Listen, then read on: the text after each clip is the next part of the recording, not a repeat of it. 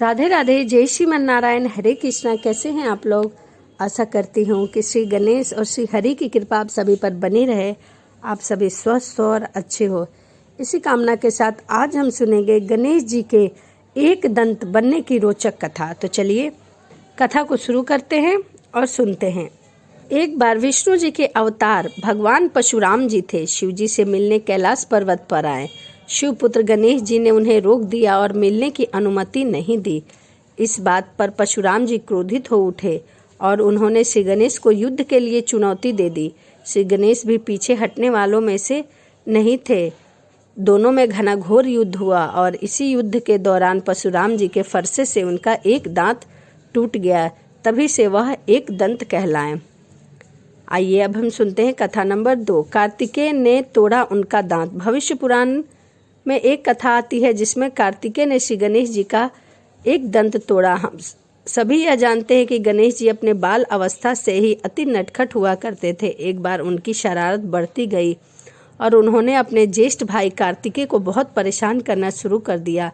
इन सब हरकतों से परेशान होकर एक बार कार्तिकेय जी ने उन पर हमला कर दिया और भगवान श्री गणेश को अपना एक दांत गंवाना पड़ा। तभी से वह एक दंत कहलाए। वेद व्यास जी की महाभारत लिखने के लिए खुद ने तोड़े अपने दांत। एक अन्य कथा और भी है। महर्षि वेद व्यास जी अपने महाभारत लिखने के लिए बुद्धिमान किसी लेखक की जरूरत थी।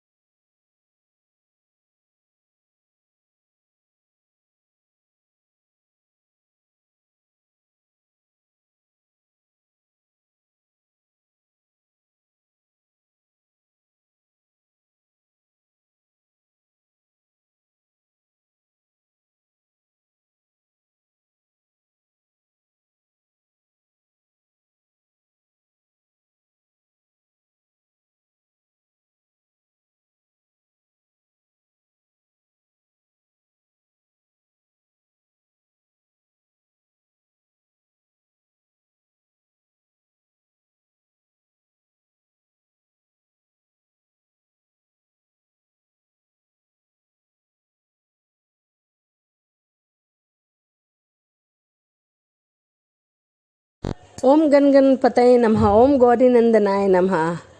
राधे राधे, जय श्रीमन्नारायण। कैसे हैं आप लोग? आशा करती हूँ कि भगवान गणेश की कृपा आप सभी पर बनी रहे, आप सभी स्वस्थ हो, अच्छे हो। इसी कामना के साथ आज हम सुनेंगे गणेश जी की अद्भुत कृपा। तो आइए कहानी को शुरू करते हैं। एक गांव में एक सेठ और सेठानी रहा करते थे। वह बहुत धार्मिक प्रवृत्ति के थे और गणेश भगवान के परम भक्त थे। वह दोनों बिना भूले कभी भी गणेश जी की बिना पूजा किए भोजन नहीं किया करते थे और बुधवार को गणेश जी का व्रत रखते थे। शाम को 11 ब्राह्मणों को भोजन खिलाने के बाद ही अपना व्रत खोलते थे। सेठ जी का काफ़ी बड़ा परिवार था। वह सब आपस में बड़े प्यार और भाईचारे के साथ रहते थे, लेकिन सेठ और सेठानी की कोई भी संतान नहीं थी। इसी से वह थोड़ा दुखी रहते थे। परिवार और गांव के लोग आपस में कानाफूसी करते रहते थे। कहते थे कि सेठानी बांझ है। यह सब बातें सुनकर सेठ और सेठानी बहुत दुखी रहा करते थे। एक बार की बात है, बुधवार के दिन सेठ और सेठानी गणेश जी की पूजा संपन्न करके मंदिर के बाहर आ रहे थे। तभी उन्हें सीढ़ियों पर एक छोटा सा बच्चा मिला जो अकेले बैठकर रो रहा था। बच्चे को रोते हुए देखकर दोनों को रहा नहीं गया और उनसे पूछा कि तुम्हारे माता पिता कौन है और कहाँ है, तुम यहाँ कैसे आए? लेकिन बच्चे ने अभी तक ठीक से बोलना नहीं सीखा था, इसीलिए वह कुछ भी नहीं बोल पाया। वह दोनों उस बच्चे के पास शाम तक बैठे रहे, परंतु उसे कोई भी नहीं लेने आया। तब तक पंडित जी और सेठ जी के नौकरों के आस-पास जाकर बच्चे के माता पिता को खोजने की कोशिश की, लेकिन उन्हें बच्चे के माता पिता का कोई अता पता, कोई खबर नहीं मिली। फिर पंडित जी ने सेठ और सेठानी को बच्चा अपने घर ले जाने के लिए कहा और साथ में यह भी कहा कि अगर बच्चे के माता पिता यहाँ आते हैं तो मैं आपको स्वयं उन्हें आपके पास भेज दूंगा या फिर ले आऊँगा। सेठ और सेठानी खुशी खुशी उस नन्हे बालक को अपने साथ घर ले गए। सेठानी के बच्चे का नाम अपने आराध्य भगवान गणेश जी के नाम पर गणेश रखा और बड़े लाड प्यार से उनका पालन पोषण शुरू कर दिया। कुछ दिन बाद उसी गांव में एक ठग पति पत्नी आए। उनका इरादा गांव के सबसे अमीर आदमी को ठगने का था। उन दोनों ठग और ठगनी ने गणेश मंदिर की सीढ़ियों पर बैठे सोच विचार कर रहे थे। कुछ समय बाद वहां के पंडित जी आए और गांव में अनजान लोगों को देखा। उनसे पूछा कि क्या आपका बच्चा खो गया है? वह दोनों ठग चकरा गए, क्योंकि वह चोरी के इरादे का बहाना ही ढूंढ रहे थे, इसीलिए उन्होंने तुरंत हाँ कह दी। तब पंडित जी ने कहा, चिंता की कोई बात नहीं है, आपका बच्चा एक सेठ और सेठानी के घर में पल रहा है। पंडित जी उन दोनों को सेठ और सेठानी के घर ले गए। गणेश जी के माता पिता आए हैं, यह खबर सुनकर सेठ और सेठानी बहुत दुखी हुए। सेठानी ने उन दोनों पति पत्नी को एक रात के लिए अपने अतिथि गृह में ठहराया। अब वह दोनों ठग सिर्फ मौके की फिराक में थे। उसी रात सभी लोग सो जाने के बाद वे ठग एक एक करके सभी कमरों की तलाशी लेने लगे। तलाशी लेते लेते वह दोनों तिजोरी तक पहुंच गए। तिजोरी वाले कमरे में गए। छानबीन के वक्त होने वाली थी। छोटी मोटी आवाज़ों से सेठ और सेठानी का एक नौकर जाग गया और आवाज़ की दिशा में तिजोरी वाले कमरे के नज़दीक जा पहुंचा। उसने चुपके से अंदर झांक कर देखा तो दोनों मेहमान कीमती सामान चुरा रहे थे। नौकर ने यह देखते ही धीरे से उस कमरे के बाहर की कुंडी लगा दी और चोर चोर बोलकर पूरे घर में हल्ला कर दिया। शोरगुल की आवाज़ सुनते ही घर के सारे लोग एक जगह एकत्रित हो गए और फिर सेठ जी ने उन दोनों चोर पति पत्नी को कमरे से बाहर निकाला और सुबह सुबह पंचायत में हाजिर कर दिया।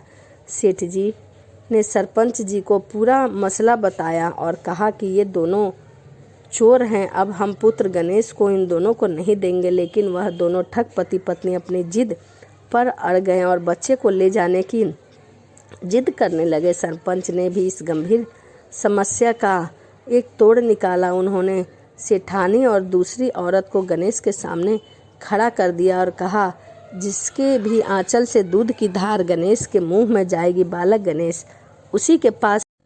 राधे राधे, जय श्रीमन्नारायण, हरे कृष्णा। कैसे हैं आप लोग? आशा करती हूँ कि भगवान की कृपा, श्री गणेश की कृपा आप सभी पर बनी रहे। और इसी के साथ आज हम सुनेंगे गणेश चतुर्थी की कहानी। तो चलिए मन में गणेश जी का ध्यान करते हुए कहानी को शुरू करते हैं। एक बुढ़िया माई थी जिसका नियम था प्रतिदिन रविवार को सवेरे सवेरे स्नान आदि करके घर को गोबर से लिपा करती थी। फिर भोजन तैयार कर भगवान को भोग लगाकर स्वयं भोजन किया करती थी। ऐसा व्रत करने से उसका घर अनेक प्रकार के धन धान से पूर्ण रहता था। श्री हरि की कृपा से घर में किसी प्रकार का विघ्न या दुख नहीं था। सब प्रकार से घर में आनंद ही आनंद था। इसी तरह कुछ दिन बीत जाने पर उसकी एक पड़ोसन उसकी गोबर वह बुढ़िया लाया करती थी ताकि घर को लीप सके। वह पड़ोसन विचार करने लगी कि यह वृद्ध सर्वदा मेरे घर से गोबर लेकर जाती है, इसलिए अपने गौ को अपने घर के भीतर बांधने लगी और बुढ़िया को गोबर देने से मना कर दिया। बुढ़िया को गोबर न मिलने से रविवार के दिन अपने घर को वो न तो लीप सकी और न ही पूजा कर सकी, इसीलिए उसने न तो भोजन बनाया और न ही भगवान को भोग लगाया तथा स्वयं भी उसने भोजन नहीं किया। इस प्रकार से उसने निराहार व्रत किया। रात्रि हो गई और वह भूखी ही सो गई। रात्रि में भगवान ने उसे स्वप्न दिखाया और भोजन न बनाने तथा भोग न लगाने का कारण पूछा। वृद्ध ने गोबर न मिलने का कारण बताया। तब भगवान ने कहा, माँ, हम तुमको एक ऐसी गाय देते हैं जिससे सभी इच्छाएं तुम्हारी पूर्ण हो जाएगी, क्योंकि तुम हमेशा गौ के गोबर से ही घर को लीपती हो, भोजन बनाकर मुझे भोग लगाती हो, उसके बाद तुम खाती हो। इससे मैं खुश होकर तुम्हें वरदान देता हूँ, निर्धन को धन और बांझ स्त्री को पुत्र देकर तथा अंत समय में मोक्ष देता हूँ। स्वप्न में ऐसा वरदान देकर भगवान वहाँ से अंतराध्य हो गए और वृद्ध की आंखें खुली तो वह देखती है कि उसके आंगन में एक सुंदर सी गाय और उसका बछड़ा बंधा हुआ है। वह गाय और बछड़े को देखकर अति प्रसन्न हुई और उसको घर के बाहर बांध दिया।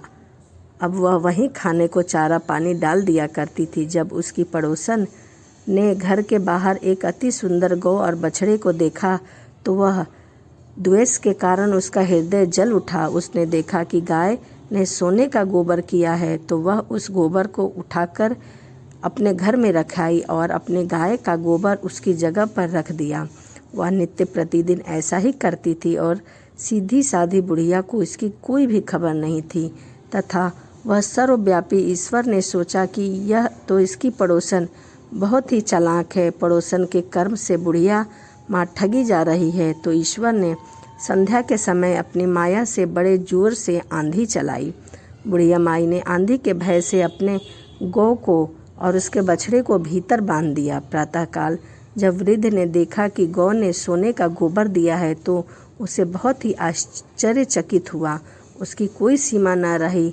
अब वह प्रतिदिन गौ को घर के भीतर ही बांधा करती थी। उधर पड़ोसन ने देखा कि बुढ़िया गौ को अब तो घर के भीतर ही बांधने लगी और उसका सोने का गोबर उठाने का मौका भी चला गया, तो वह ईर्ष्या से जल उठी और कुछ उपाय न देखकर उसने राजा के सभा में जाकर कहा, महाराज, मेरे पड़ोस में एक वृद्ध रहती है, उसके पास एक गाय है जो सोने का गोबर देती है। आप जैसे राजाओं के ही योग्य है, वह नित्य सोने का गोबर देती है। आप उस सोने से प्रजा का कल्याण कर सकते हैं।